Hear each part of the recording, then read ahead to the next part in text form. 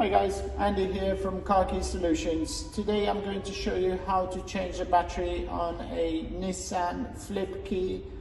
This particular key was found in some of the models from 2012 up until 2016. It is a relatively simple procedure as the key opens up in half. So basically you have to use a flathead screwdriver and push it into the gap here and push the key open,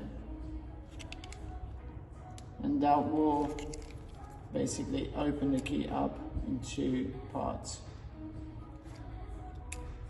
Okay, once that is done, you will have the battery on the back of the key, and with the help of a small flathead screwdriver push it out. Okay, in our case is a CR2032, and then when you put the battery back into place, make sure that you put the positive side of the battery towards the back. Okay, like so. You need to align the key.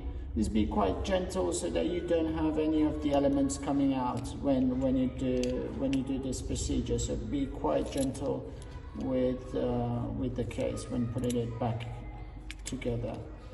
Okay, and it will clip and your key is ready to go. Thank you very much for watching our video.